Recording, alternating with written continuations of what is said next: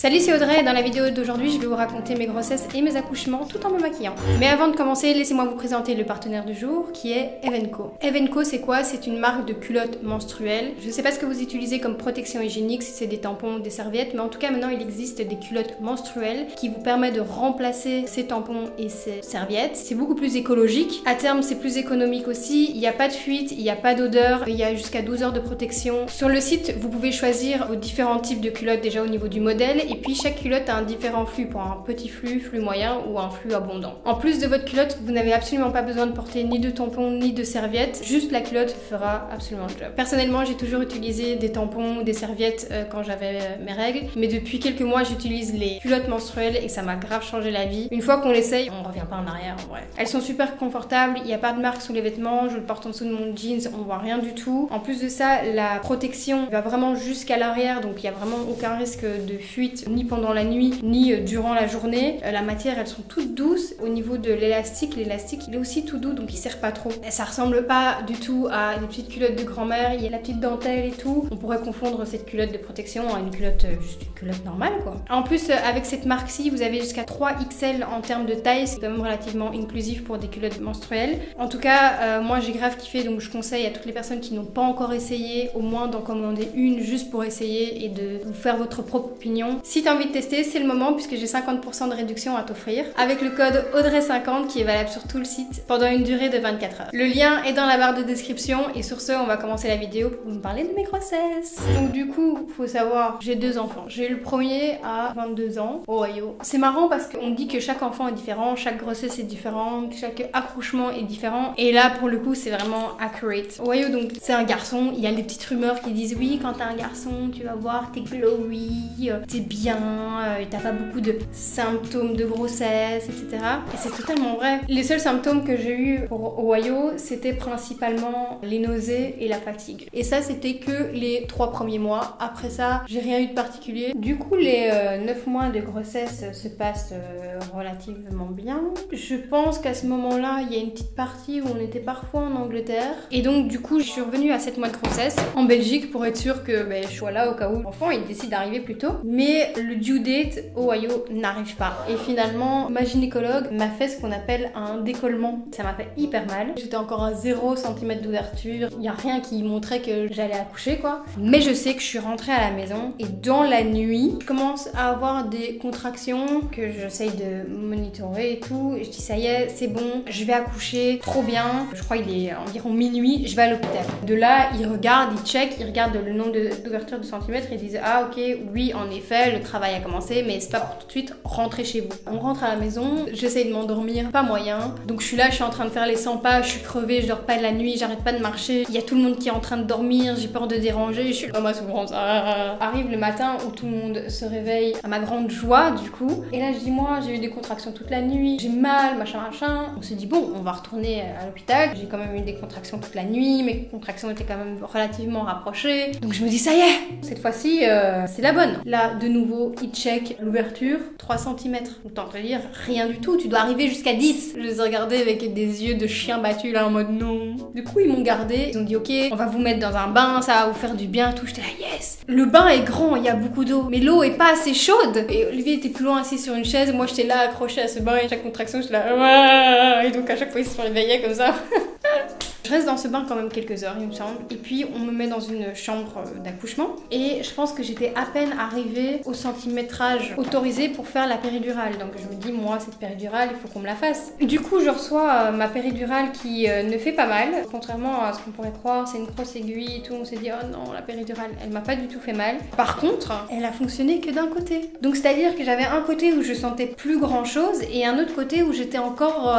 c'était bien vif, quoi. Ils m'ont dit, oui, bon, on va réajuster la péridurale. La femme elle est venue bouger le truc pour essayer que du coup ça touche toutes les parties de mon corps et de base ça fonctionnait pas trop donc elle a dit ok on va un petit peu l'augmenter pour voir. Pas de souci, moi je fais confiance à l'anesthésiste. Elle augmente la dose de ma péridurale. Du coup je sens un petit peu moins la douleur du côté où je sentais tout mais l'autre côté il est totalement HS. Genre tu vois les triangles qu'il y a au-dessus du lit mais pour te relever parfois tu peux le prendre mais je savais pas. Genre je tenais ma main et puis quand j'essayais de me relever ça faisait vlou. Donc une péridurale éclatée et puis à un moment donné je me rappelle il ils sont arrivés en mode il faut accoucher, il faut sortir le bébé, c'est genre c'est maintenant, c'est l'instant. What the fuck, qu'est-ce qui se passe? Moi je suis pas là, je suis un légume, moi je regarde, je comprends pas ce qui se passe autour de moi, je me laisse juste amener d'une salle à une autre en mode c'est maintenant, c'est l'instant, ok. Et donc j'arrive, il y a ma gynécologue qui est là et plein de gens dans la pièce et ils me disent ok ben maintenant quand on te dit de pousser, il faut pousser. Et je dis ok. Et donc ils me disent ok maintenant il faut pousser. Et donc j'ai l'impression de pousser, mais je pense que du coup je ne poussais rien du tout parce que je sentais rien. Les gens qui sont là réalisent bien rapidement que c'est quelque chose que je ne vais pas savoir faire sans aide. Du coup ils décident de sortir toute l'artillerie. Et donc je comprends mais que par la suite qu'ils ont utilisé déjà une ventouse pour sortir au au-delà. Mais vu que la ventouse ne suffisait pas, ils se sont dit bah tu sais quoi, on va faire une épisiotomie. Pour ceux qui savent pas, une épisiotomie c'est quand on te coupe une partie de ton périnée. Là, quand on te coupe le périnée, je pense qu'on te coupe directement 3 cm, quelque chose comme ça. Comme quand tu coupes dans un morceau de poulet, tu vois, et que t'as des bons ciseaux et que ça fait clic. C'était ça. Pour eux, la vie de l'enfant limite était en danger, il fallait le sortir directement parce qu'il avait son rythme cardiaque qui diminuait à cause que ça faisait longtemps qu'il y avait le travail qui avait commencé et parce que aussi, Ohio, ce qu'il a fait, c'est que dans le liquide amniotique, en fait, il avait fait caca. Du coup, cette épisiotomie se fait, ça ne suffit toujours pas. Moi, je suis couchée là, donc il y a quelqu'un qui vient par ici et il vient pousser sur mon ventre. Et je sais que cette technique ne se fait plus depuis quelques années. Je sais pas si c'était avant ou après mon fils du coup. C'est comme n'importe quoi quand il pense quoi. Bref, la femme elle me recoue, je retourne dans ma salle d'après accouchement et la vie suit son cours. Je reste une nuit à l'hôpital. Le lendemain, Olivier doit se barrer travailler. Moi je reste à Bruxelles pendant 10 jours. Pareil, on te dit pas ok ça va se résorber. Il y a la cicatrisation. Cicatrisation, comment prendre soin de ta cicatrice, c'est quand même un endroit qui est quand même délicat quoi. C'est un truc horrible, donc s'il y a moyen d'éviter l'épisiotomie, franchement, faites-vous déchirer, c'est pas grave. Et puis voilà quoi, et puis tu rentres chez toi. Et ça c'est mon expérience en Belgique qui, à mon sens, n'était vraiment pas bonne comparée à mon expérience en Angleterre. Donc du coup, on arrive en 2017 où je suis enceinte de Ciel. C'est une petite fille, pareil, on te dit ah ben tu vas voir petite fille, elle par contre dégueulasse, ils prennent toute ta beauté, toute ta vitalité, machin. C'est pas faux. Et en plus de ça, Ciel, elle la grossesse, j'ai eu plein de trucs, j'ai eu de la rétention d'eau, j'ai eu les nausées, j'ai eu la fatigue, j'ai eu les reflux. Vraiment une grossesse, tu veux juste qu'elle s'arrête. Et j'avais tellement de rétention d'eau, mes pieds étaient gonflés, genre énorme. Et en fait, quand je marchais, dans ton pied, tu sentais l'eau, c'est tellement bizarre comme sensation. Et puis, au bout d'un moment, genre vers 8 mois, j'ai commencé à avoir des petites démangeaisons. Et genre entre les doigts, j'avais des petits boutons rouges, mais tout petits. Et j'en avais sur le ventre aussi, et ça me démangeait. Et je me rappelle, j'étais partie voir une sage-femme. On me dit, oh, c'est sûrement rien, c'est sûrement avec la chaleur, un petit eczéma ou un bail du style, et elle m'a remballé chez moi. Sauf qu'au bout d'un moment, moi j'arrive plus à dormir. À mon rendez-vous suivant chez la sage-femme, je lui dis en fait moi, truc d'eczéma, c'est toujours là et j'en dors pas la nuit en fait. Du coup, la femme elle me dit ok, mais on peut faire une prise de sang pour vérifier si c'est pas, ça s'appelle de l'acidose, je suis pas sûre mais je pense. Et du coup c'est trop d'acidité dans le sang qui fait que ça fait des démangeaisons etc. Mais en fait ce genre de truc, une fois que tu l'as à une grossesse, tu l'auras dans toutes les grossesses suivantes. Et je sais aussi que ça peut mettre l'enfant en détresse respiratoire et donc si tu vas à terme dans tes grossesses, il y a des chances d'avoir un enfant mort-né en fait. Du coup, je dis bah oui, faisons la prise de sang, on sait jamais. Là on est à 15 jours du terme de l'accouchement. Elle me dit ok, bah écoutez, on fait la prise de sang, on va rappeler dans quelques jours et en fonction de vos résultats, bah, on verra bien ce qu'on fera. Ok girl. Du coup, le soir arrive et j'appelle donc l'hôpital et je dis voilà, j'ai fait une prise de sang pour la pathologie en question. La femme elle me dit bon ok, elle me met en attente pendant je sais pas combien de temps et elle me trouve un médecin qui peut me donner mon résultat. Il s'avère qu'en fait j'étais bien positive à ce truc. Donc le médecin dit voilà, effectivement on va prévoir un déclenchement pour demain matin. Demain matin il me dit oui, il faudra venir, je vais vous repasser l'infirmière et tout, on va programmer ça, mais il faut sortir l'enfant de là quoi. Je prends rendez-vous, elle me dit voilà, il faut être demain à 8h20 à l'hôpital, etc. Du coup j'arrive à l'hôpital, on me fait un petit monitoring pour voir comment va Ciel. Cielou se porte comme un charme, hein, et je reste là pendant toute la journée. Et je sais qu'il fallait être un certain nombre de centimètres, non pas pour avoir la péridurale, mais pour monter à l'étage où tu accouches vraiment quoi. Du coup je suis là, on doit juste attendre. Et toutes les 4 heures, ils veulent bien te donner un antidouleur pour atténuer la douleur. Mais on te donne un truc là, c'est que tu prends parce que t'as mal à la tête quoi.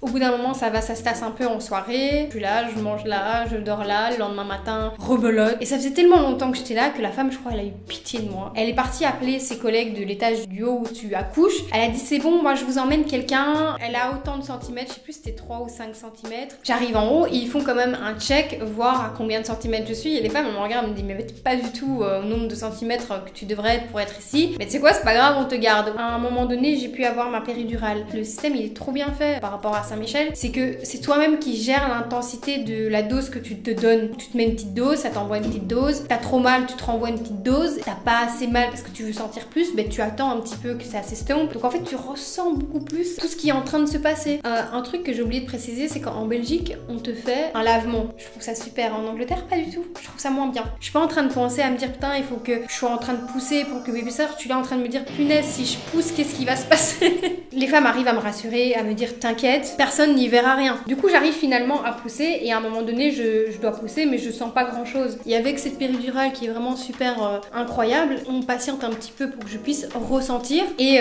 au bout d'un moment, ben, c'est le moment de pousser. Je commence à pousser et je sens que je pousse, je sens qu'il se passe quelque chose. Je sens à un moment donné, il fallait que j'arrête de pousser, mais la tête de ciel n'était pas totalement sortie, donc elle était vraiment à l'entrée. Donc il y a une partie de sa tête qui était sortie. Désolée d'imager, mais c'est ouvert avec une tête qui garde l'ouverture ouverte. T'es juste là, mais tu sens tout ça en fait. Je trouve ça incroyable quoi. Ça fait pas mal. Et en plus, mes sages-femmes, elles s'appelaient Jessica et Alba. Donc quand elles ont signé, félicitations, parce qu'elles ont signé un papier, félicitations, machin, machin. Mais il y a marqué Jessica Alba, l'anecdote. Mais elles étaient trop sympas. Elles sont là tout le temps, elles t'expliquent tout. Et je trouve ça beaucoup trop cool en fait. Bon, au bout d'un moment, je pousse, hein. On sent la tête de ciel arriver. Elle finit par sortir. Et voilà. J'ai pas eu de ventouse. On n'a pas dû pousser sur mon ventre. J'ai pas eu d'épisiotomie. Chill quoi. Mais je pense que en plus, physiologiquement, on est faite pour oublier la douleur qu'on a ressentie pendant l'accouchement, parce que sinon je pense qu'on ne ferait jamais d'enfant. Je suis pas sûre de ce que j'avance, hein, mais je pense. Bon voilà, j'ai fini mon make-up, donc la vidéo touche à sa fin. N'hésitez pas à me dire ce que vous en avez pensé en commentaire et à me raconter vos expériences si vous en avez eu. Et n'oubliez pas d'aller checker le lien qui est en barre de description pour les culottes menstruelles si jamais cela vous intéresse.